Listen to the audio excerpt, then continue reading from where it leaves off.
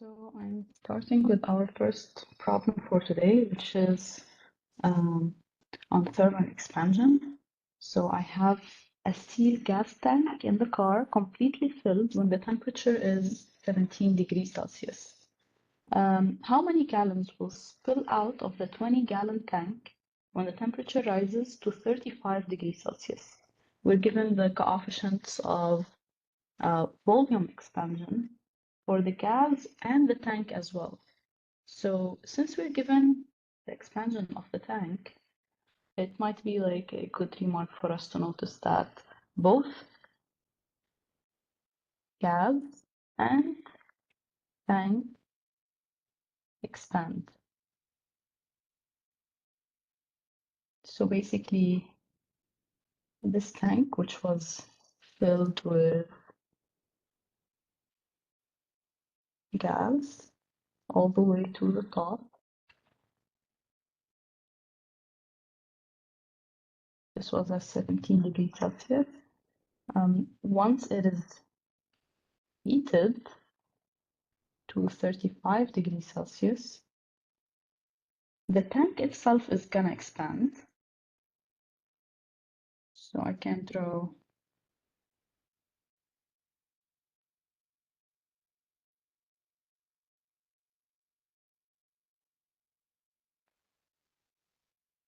and the gas expands as well as stated to us, and in fact some of it spills out.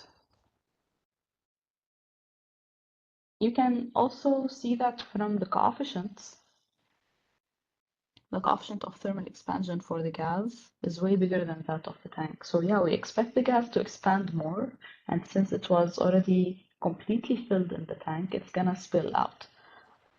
So the rest is just about studying the expansion itself. I can write the formulas and find how much the volume of the tank expanded. This is gonna be beta times the initial volume times the change in temperature. And there will also be some expansion in the gas, which will be beta of the gas times the initial volume times delta T. So I'll just substitute. I'll leave things in gallons, and then my final answer will be in gallons as well, because you probably aren't even familiar with this unit. For the temperatures, I have 35 minus 17 for both gas and tank.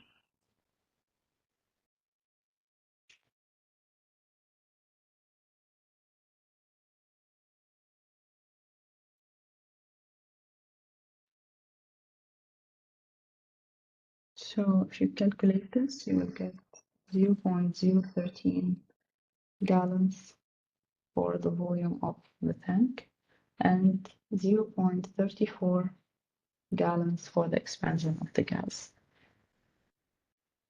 And you can find the spilled volume of the gas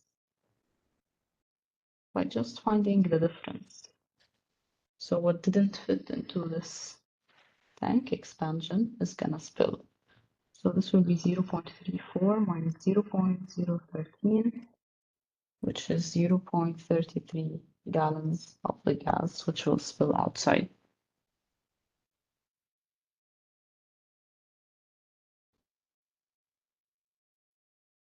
So in this question, I have a brass bar and an aluminum bar, each attached to an immovable wall. At 28 degrees Celsius, the air gap between the rods is given to be 1.3 times 10 power minus 3 meters. At what temperature will the gap be closed? So we want to find basically, what we want to find is T final. So I have here this brass rod, and the initial length is given to us. This is L0 of brass, and an aluminum rod. This is L0 of the aluminum rod. The gap is given to be 1.3 times 10 power minus 3 meters when the temperature was 28 degrees Celsius. This is T0. We want to find the temperature, T final, such that the gap is closed. So the gap should have like some zero separation between the two rods. So I will check the expansion of each of the two rods.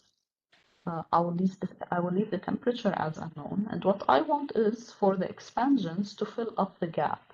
Namely, I can translate this into the following equation. I want the expansion of the brass rod plus the expansion of the aluminum rod to be equal to the gap separation exactly. With this equation, you can just substitute and solve for the requested quantity, which is the temperature. I'll just write delta L to be alpha of brass for the case of brass times the initial length of brass times delta T of brass. Same thing for aluminum.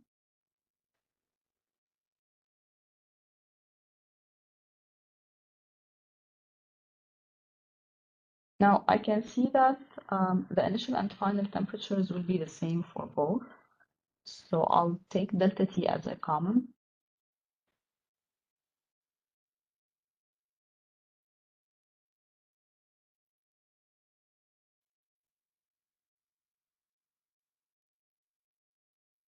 And what I want is T final. So I'll start by finding delta T.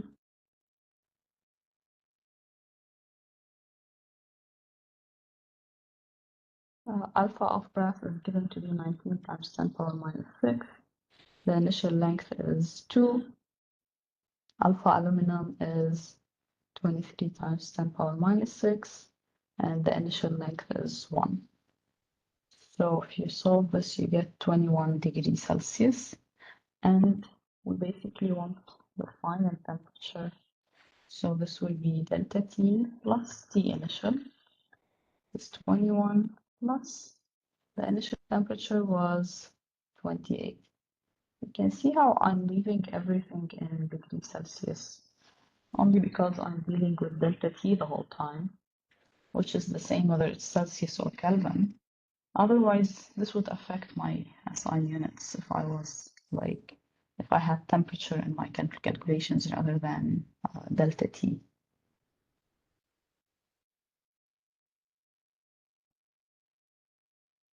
In this question, we have blood carrying excess energy from the interior to the surface of the body, where the energy is dispersed in a number of ways.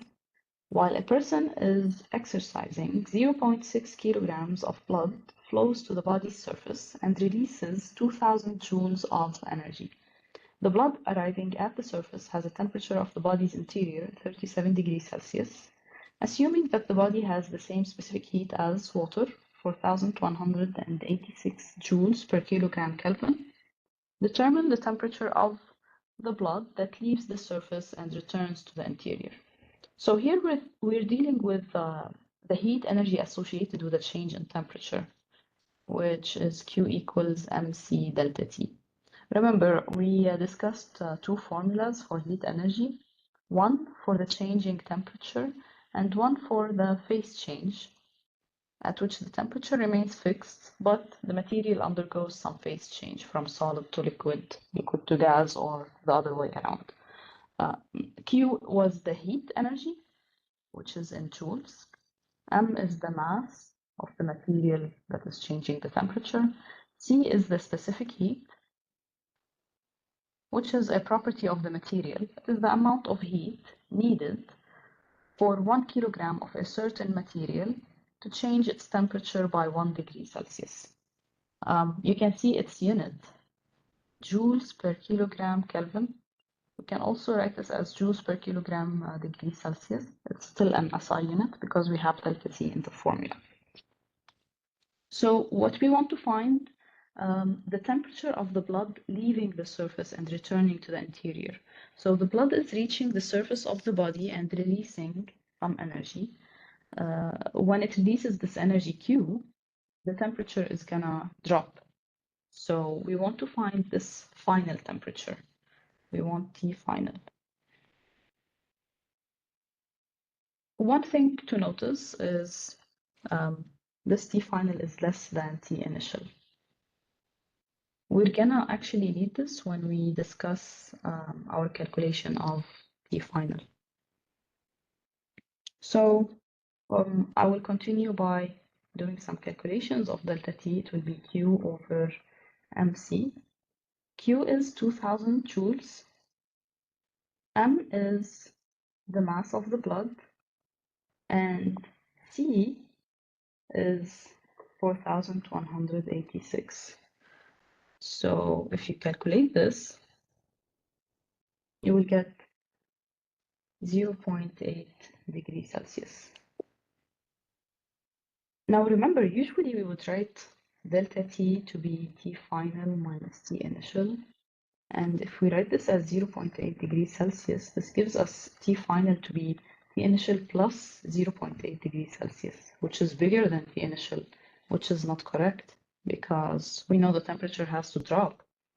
So one thing you can do to account for that is to put this energy to be negative because it is lost energy. And remember, lost energy is considered some negative energy. So this makes the calculation more logical.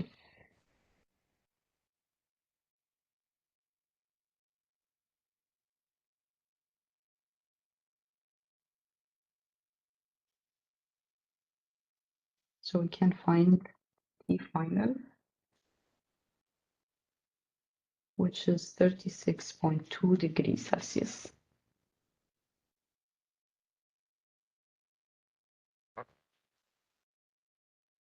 So in this question, I have a 0.35 kilogram coffee mug, which is made from a material that has a specific heat capacity of 920 joules per kilogram degree Celsius and contains 0.25 kilograms of water. The cup and the water are at 15 degrees Celsius. To make a cup of coffee, a small electric heater is immersed in the water and brings it to a boil in 3 minutes. Assume that the cup and water always have the same temperature and determine the minimum power rating of this heater. So what we want is the power, which we usually write as the energy over time. And we can rearrange this into Q over T. Now Q is the energy needed to heat up the water from 15 to 100 so that it's boiling. We are told that the cup and the water always have the same temperature, so the cup will also need to take some energy to reach 100 degrees Celsius. So this Q, I will write it as Q of the water plus Q of the cup. Q of the water is M of the water, C of the water, delta T, which I will take as a common because both were at the same initial temperature and both will reach 100 degrees Celsius. I will divide by T, and the rest is just some substitution. The mass of the water is 0.25. The specific heat is 4186. The mass of the cup is 0.35. And the cup is made of a material with C equal to 920. Delta T is going to be 100 minus 15, and the time is 3 minutes. So we can calculate the power. You should get 650 watts, which is typical for heaters. In this question, we're given that a lead bullet goes fast enough so that it would melt completely when it comes to a halt suddenly, and all its kinetic energy is converted into heat via friction. We want to find the minimum speed of a lead bullet with initial temperature 30 degrees Celsius for such an event to happen.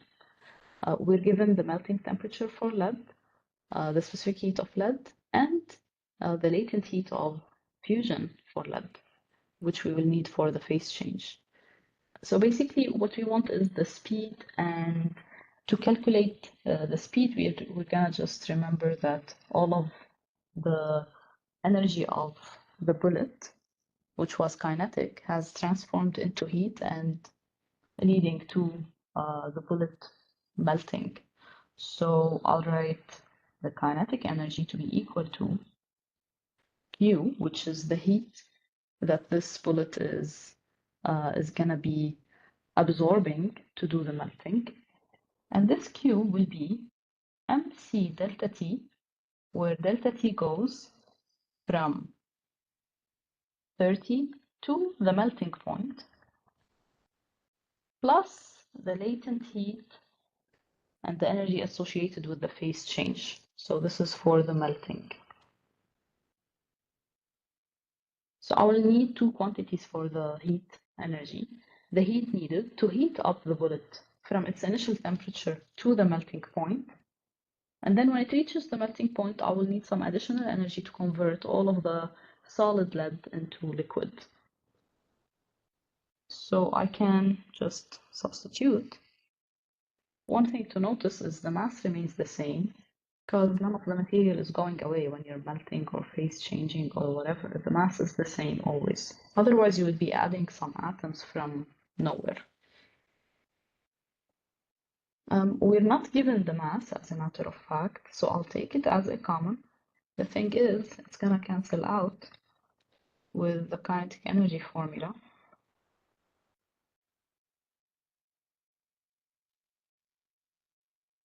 So I will have V is actually 2 times C, which is 128, times delta T, which is 327.3 minus 30, plus the latent heat, which is 2.32 times 10 power 4.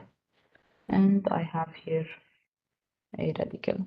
So you can calculate the speed of the bullet that is needed for the kinetic energy to be sufficient to cause the melting of the whole bullet.